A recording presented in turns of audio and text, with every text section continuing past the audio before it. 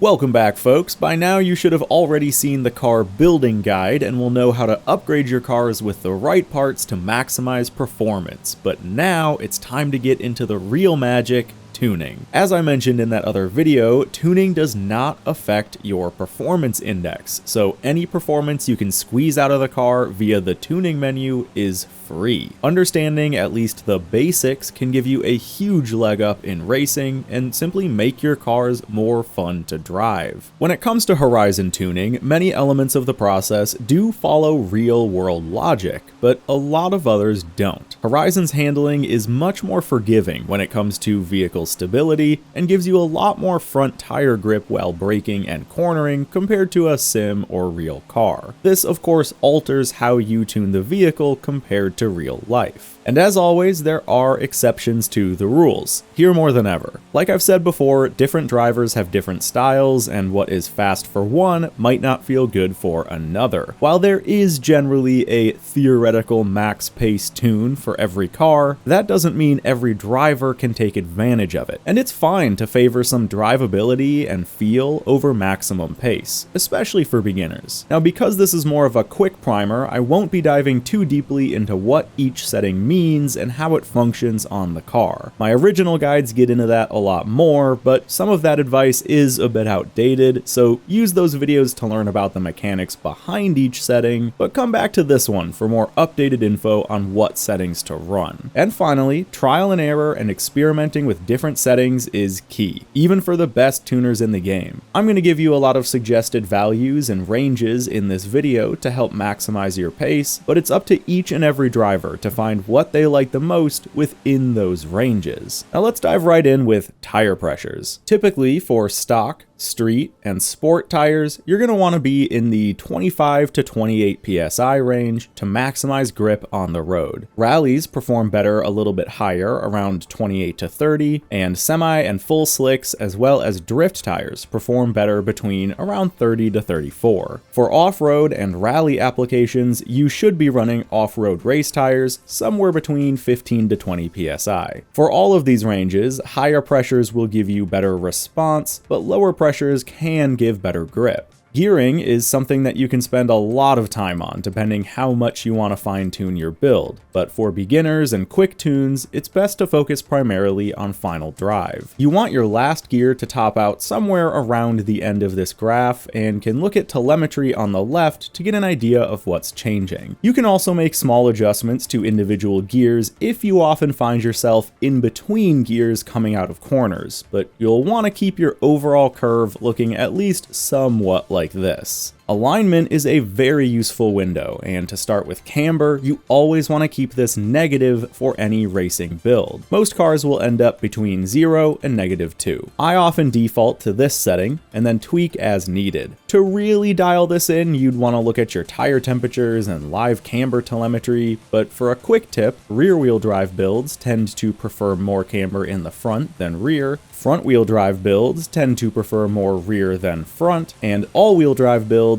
tend to use values that are closer together. Toe is a setting to be used sparingly. Toe in can give you stability and is helpful in some rear-wheel drive cars, while toe out makes the car more agile and can help with rotation. Generally for racing, you'll only adjust rear in or front out, with a small amount of front toe out often being preferred. You won't want to go beyond around 0.3 degrees in either direction. Caster will amplify your front camber setting while in a turn and greatly affects the cornering and stability of the car. Pretty much everyone I know prefers this maxed out at 7 degrees, but you can experiment with slightly lower values. Now moving into anti-roll bars, this is a case where min-maxing and Forza physics play a large role. Running 165 ARBs is practically a meme in the community at this point because of how common it is. And that's not to say it's bad advice. All-wheel drive cars especially can benefit from this setup, but if you notice too much oversteer, you should raise the front. Rear and front-wheel drive cars often do well with a maxed out front and rear ARB. If you need more rotation and oversteer, especially in rear-wheel drive, you can drop the front. And if you want more stability and understeer, you can drop the rear. Now for springs, it's time to learn some general methodology when it comes to tuning. Softer front suspension tends to increase oversteer, oversteer, while softer rear suspension increases understeer. Because of how much grip Horizon gives you, it's very common to run softer front ends, and that applies most here in the spring stiffness. Every car is going to react differently, but fast builds tend to run very soft overall, even at the minimum, or sometimes with a lower front than rear to induce more rotation. Ride height is another area where Forza physics play a role. It actually can benefit you to increase ride height to improve grip, even on dedicated road racing builds. Now, I'll admit that I just don't like how this looks or feels, so I still run somewhat lower ride heights on my road cars, but just know that you do often get better corner grip by raising this quite a bit, at the expense of some stability. And for rally or off-roading, you should be maxing this out. Damping is a great adjustment tool. Most players have a preferred starting setting, say 12-12 and 5-5, and then will tweak as needed. For many cars though, a much more aggressive rebound can work, and it's pretty common to see players run 20-20 with a softer bump around 3-6. Damping does follow that same logic of softer front or stiffer rear increasing oversteer, and stiffer front or softer rear increasing understeer. So experiment to find what you like for a starting point, and then make small adjustments to either the front or rear as needed. Aero is a simple setting. You essentially always want to run maximum front downforce in order to get the most grip and rotation on the front wheels. For the rear, you typically want to run as little as possible. Start with the minimum, and if you find yourself losing the rear end too much, crank this up until you can control the car well and put power down out of corners. Just be aware that a higher downforce setting will lower your top speed and high-end acceleration as it increases drag. Braking is another simple setting and actually comes down to personal preference most of the time. Now, it's critical to know that this is backwards in Horizon 5. Moving the slider towards front will actually move balance towards the rear, and vice versa. So with that said, moving the slider towards front, or more rear brake balance, will make the car more lively and less stable while braking into corners. And moving it towards rear for more front brake balance will increase stability. For racing, you don't want to make any big adjustments. Keep everything within about 5% of center. Pressure is also mostly up to personal preference, what type of controller you use, or even whether or not you have ABS on. Don't ever drop this much below 100, but you can raise pressure if you want a faster and stronger response. Finally, for differential tuning, in front and rear wheel drive cars, you'll have a single diff to adjust, but all-wheel drive cars will have both, as well as a center diff. The settings here will depend a little bit on the type of diff you're running. For example, a drift differential can be a solid choice for all-wheel drive builds to let you run a more aggressive setup, whereas a rally diff can work great for front or rear-wheel drive cars. For front and all-wheel drive,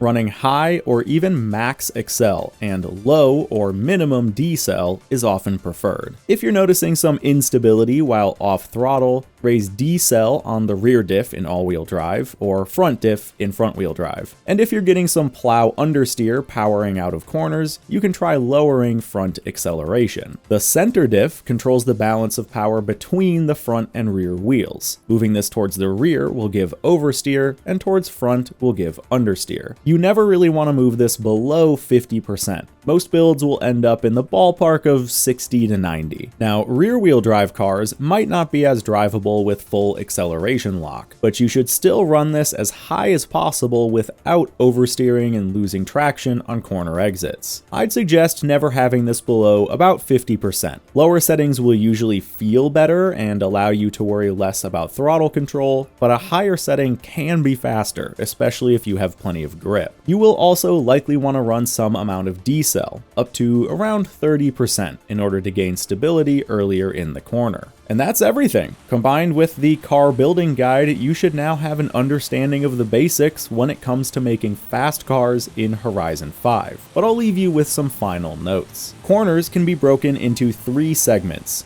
entry, mid-corner, and exit. Different settings affect different parts of the corner more than others, as well as the transitions between each segment of the corner. So it's helpful to understand specifically where the issue is when you're troubleshooting a build, and this is just something that comes with time. Tuning in Horizon is all about finding the fastest way around a corner and maximizing grip and rotation at speed. However, the fastest tunes don't always feel great for new players because they often sacrifice stability for speed. Just like in real life, a purpose-built race car won't feel as easy or nice to drive as a Toyota Camry. So find the balance between over and understeer and stability and speed that works best for you. Then learn how to find that sweet spot in all your cars. Don't feel discouraged, don't be afraid to ask for help, and have fun with it. Thanks for watching, everyone. I'll see you in the next video.